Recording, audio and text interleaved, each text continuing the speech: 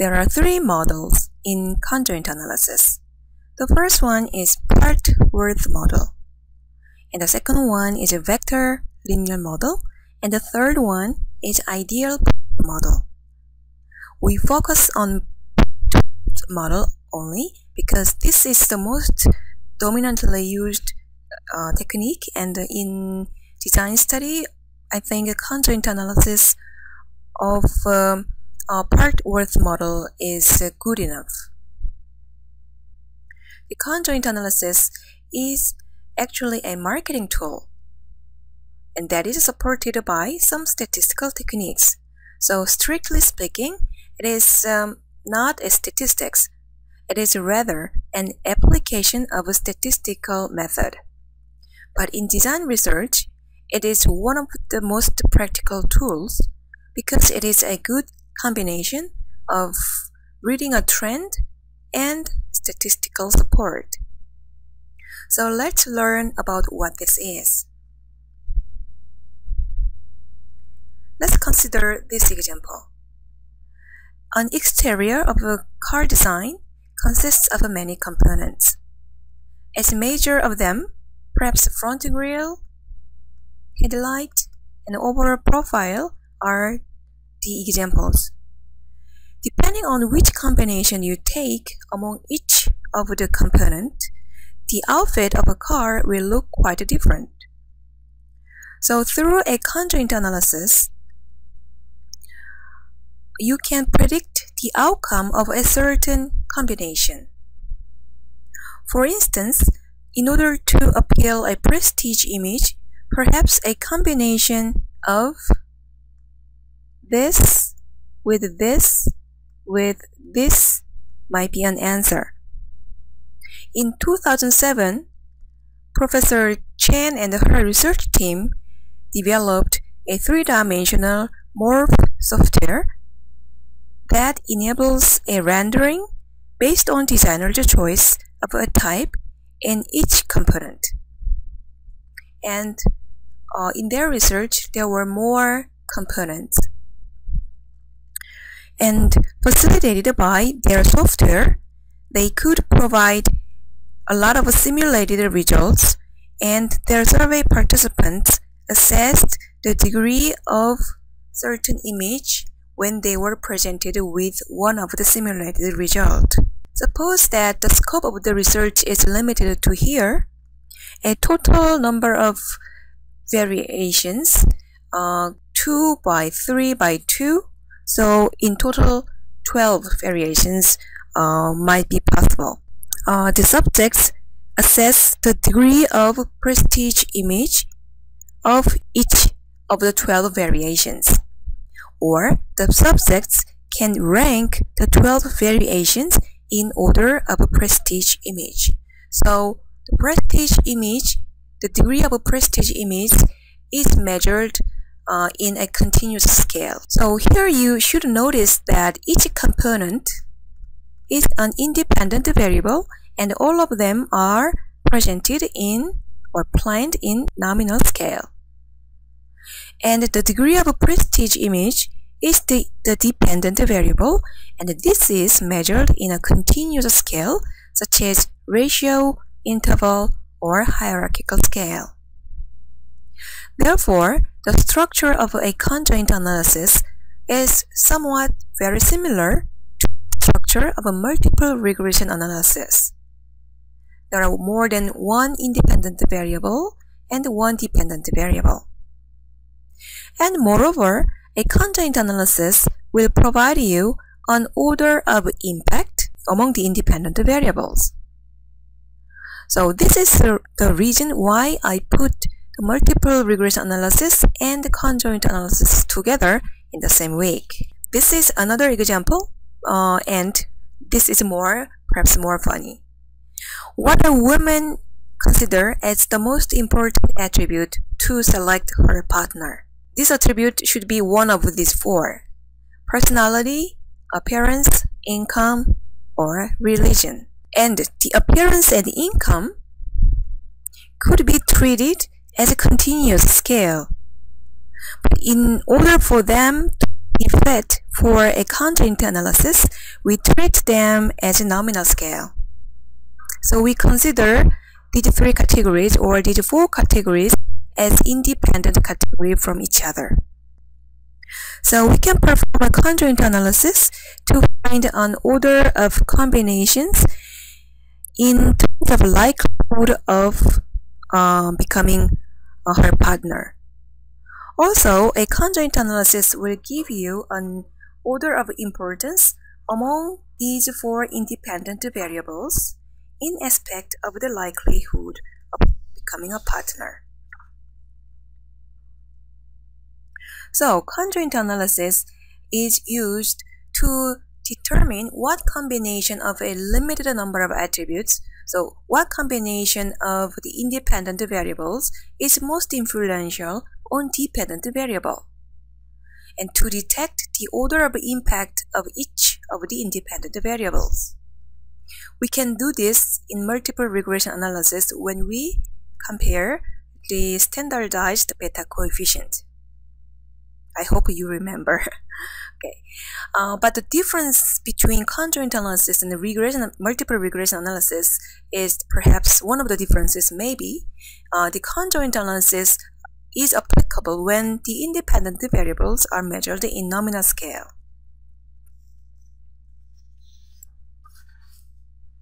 Before I'm showing you how to perform the conjoint analysis in a software, let me first introduce you a couple of terms that are relevant to understand the conjoint analysis. The terms are profile, orthogonal design, full profile method, relative importance, and utility. When you listen to these words, they don't sound very statistical. They sound rather ordinary words. This implies that the conjoint analysis is a marketing application supported by some statistical logic. Now let's learn about what profile means. It is a set of independent variables. In other words, it is a combination of level of each independent variable. In a previous example, we can think about 3 by 3 by 4 by 3 combinations, so a total of 108 types of men can be generated.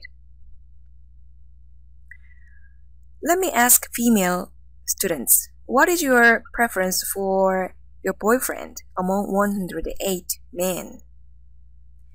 Then, who should be the last one? Then, who may rank at 51st place? Compared to the first two questions, this should take time to get your answer. A profile is a combination of certain levels of each independent variables. And what a subject does is to assess on a profile. So when you rank this person as the first place, or when you assess this person as a highest point, with the highest point, actually you are evaluating a combination of this. So you are evaluating him, but he is actually a combination of a certain level of each independent variable. So creating a profile means you are actually making the stimuli. And there are 3 ways to collect profiles. The first one is considering every combination. Like the previous example about finding a partner, a total of 108 profiles were possible. And we all agree that rating or rank the 108 people are simply too much. And in this particular case, it's even inhuman. Secondly, it is random selection. You randomly select 20 or 30 men, and you present these people to your participants and ask them to rate each of them or order them. If you have a sufficient number of participants, this is not bad. And the last one is through an orthogonal design. It is also called as fractional factorial design. It is a profiling technique to minimize the number of combinations, and the principle of this orthogonal design, in Korean 직교 계획, and the principle of this orthogonal design is to reduce the number of alternatives, so the number of profiles, while minimizing the loss of information. So by adopting the orthogonal design to reduce the number of combinations, your result might have less accuracy, but will have far more or much greater convenience, because evaluating or ranking 108 people from the best person to the last person is simply too much. But if you can reduce the number of people from 108 to more or less 20 people, then it's manageable to rank them from the first to last. Or even you design the experiment like your subjects are assessing the likelihood for each person using a 5-point Likert scale, still providing 20 people are more manageable than asking your participants to rate 108 people. People will get tired if they reach some point. Now I'm in SPSS, and I'd like to show you how to create the profiles, the limited number of profiles using orthogonal design. So here, data and the orthogonal design and create. If you remember, we had 4 attributes. So the first one was a personality, and the personality had 3 levels. The first one is disciplined. The second one is relaxed, and the third level is straightforward. In such a way, you can create more the factors or more attributes by adding some more. So appearance, income, religion will be created here again. So yeah, up here. After you have created 4 attributes, then you create these data as let's say partner. Then you can click OK. And then SPSS gives you the list of profiles, and SPSS recommends you to include at least 16 profiles, and the 16 instead of 108, you can test with only 16, and the 16 profiles are labeled as cards, so 16 cards, and the first card is a combination of appearance 1, which was personality 1, which was disciplined, and plain appearance, higher but irregular, religious, and same as mine. It's profile of a man who has such a profile, and it's a card number 1, and so on. So by providing these 16 people for your participants or for your subjects, and they can assess each of them, or they can rank these 16 people in order of their preference, you already can get the order of importance among the 4 variables.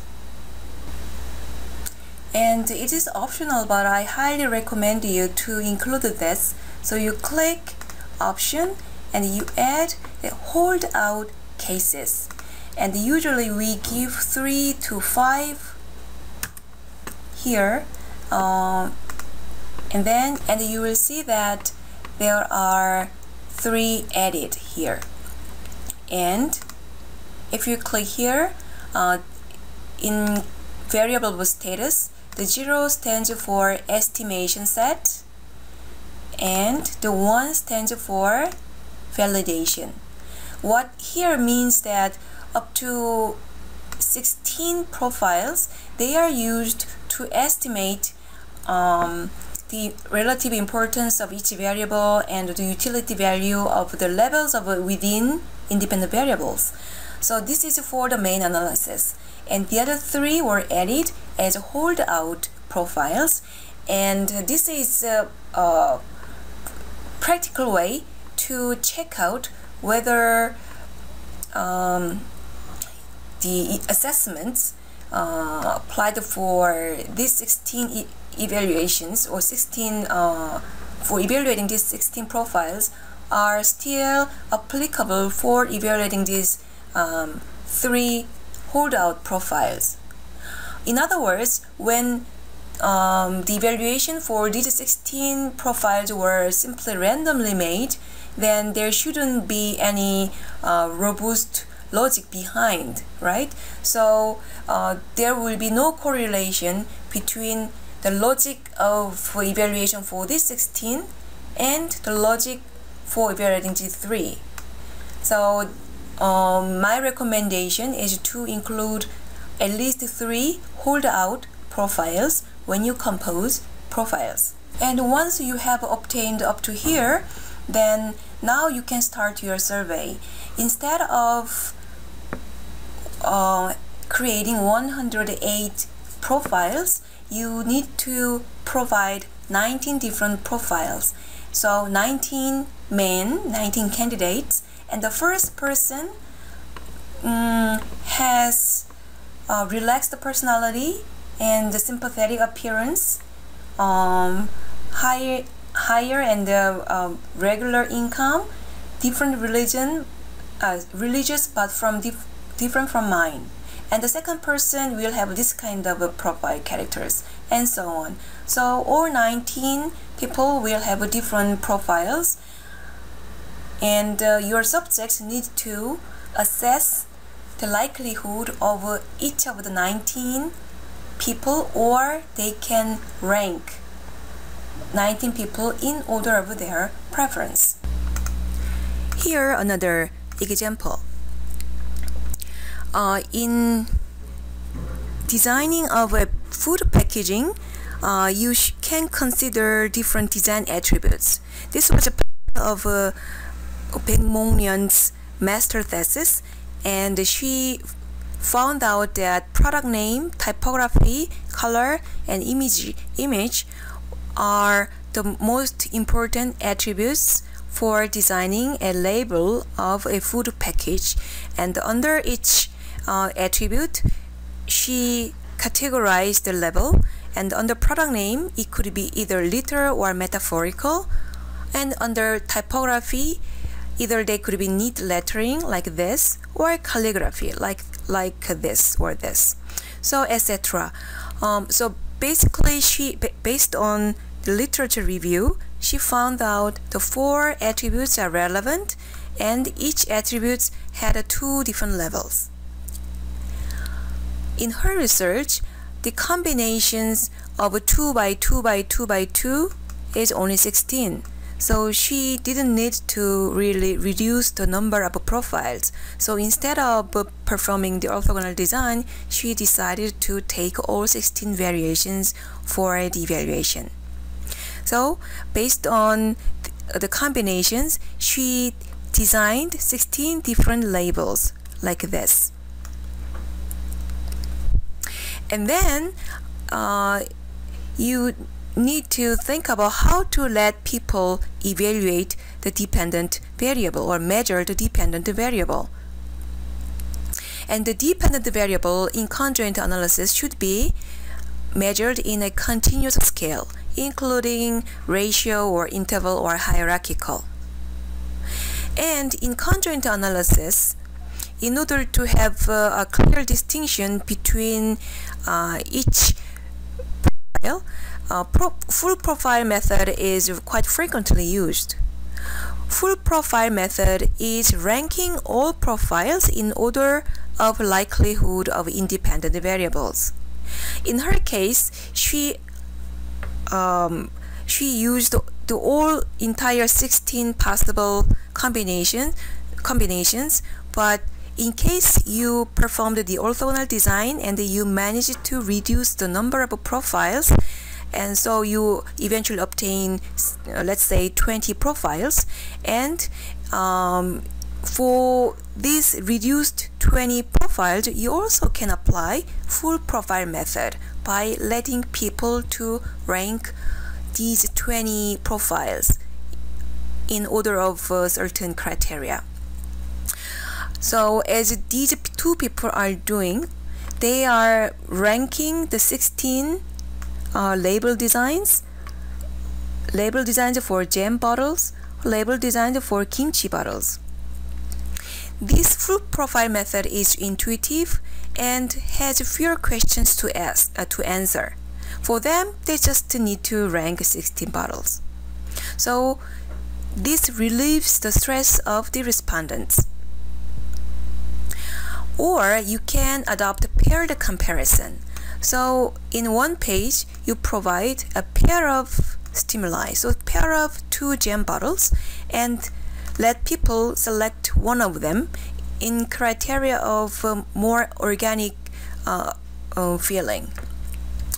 This should be made, the judgment will be made very quickly, but you need to organize this pairwise comparison many times. Having 16 variations, you need many pages for pairwise comparison, so will be 120. So will take longer perhaps. So coming back to SPSS and the partner selection case, let's continue to perform the conjoint analysis. And firstly, let's save this as 19 profiles. And then I have prepared dummy data, supposing that the 5 girls have assessed the 19 profiles in order of their likelihood, in order of their preference. So 1, 2, 3, 4, 5, etc. And let me show you now then how to perform the SPSS.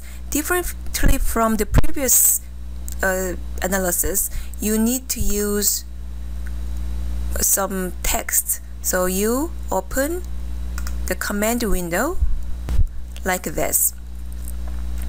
The first data is the 19 profiles which we just have saved, and for analysis you give this data, the assessment, right, and rank from profile 1 to profile 19. So this is identical to the variable name profile 1 to profile 19, and then you click run. Alright, so everything has been quickly done. So here you have the result, and this small table is quite important. Here the 4 independent variables are presented, and this value is actually the percentage of the importance. So the relative importance of income is the highest, having more than 44%, and followed by personality and the religion.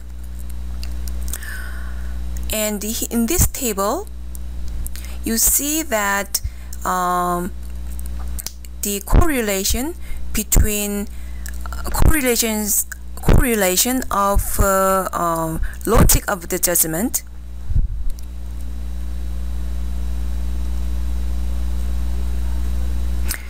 the correlation is quite high, and this implies that there has been a logic when these 5 girls were making the judgment, and that logic is applied for the randomly the holdout profiles. So according to the finding obtained from 16 estimation sets, it's quite applicable for assessing the 3 holdout cases. So this implies that the following results are validated. And because the income got the highest improvement rate, let's look into it. It's a very strange result because high and regular should have the highest score, but the data is randomly made. So just let me explain you how to read the result. So within this income variable, there are 4 categories, and the utility score of the higher but irregular level got the highest, and then average and etc. And the relative importance is obtained by calculating the ratio of the utility variations of each independent variable, which means because the income had the largest relative importance, we can imagine that utility change, so the difference between the highest and the lowest utility of income variable is the largest difference. So based on the result of SPSS analysis, first we can find out that which attribute or which independent variable has the highest impact, and followed by which one. And secondly, when your profile is straightforward, attractive, and high irregular, and the religious same as mine, you can calculate the sum of utility. And this sum of utility value can be compared with other profiles. So in such a way, we can identify the order of all 108 profiles. Okay, coming back to the lecture slide, now we are familiar with these results. As the output of a conjoint analysis in SPSS, we get 2 categories of results. The first one is relative importance. The reason why it is called averaged importance in SPSS is that in SPSS it provides us the averaged importance of each person. So the chart actually we get in SPSS is simply the averaged one. Okay, and the relative importance provides us the relative size of impact of independent variables on dependent variable. In previous packaging design case, we found out the typography had the largest impact on people's judgment of organic feeling. And the second type of result is utility. In Korean, 효용. And utility is the perceived value of each level, so each level within an independent variable. So in typography variable, there were 2 categories, such as neat lettering or calligraphy. That's what this means. And this utility chart shows us how sensitive the dependent variable is to the changes of levels. So to the changes of levels from here to here within an independent variable. And the sum of utility is adding the utility values of all independent variables of a profile. And we can compare sum of utility of a profile A with sum of utility of a profile B. And when we have created the profiles, 16 profiles out of 108, we performed orthogonal design. And from that function, we created the firstly estimation set, and this estimation set is to enter the part worth function. And in addition to estimation set, we created 3 additional holdout set. Typically, it is between 3 and 5, and these pairs are added to prove the reliability and the validity of the result. So without holdout set, it still operate. You can perform the conjoint analysis. But as I said, because when we are adopting only the limited number of profiles through orthogonal design, the result may be less accurate. So in order to compensate that less accuracy, you can add a couple of holdout sets to the estimation set so that you can increase the reliability or validity of your result.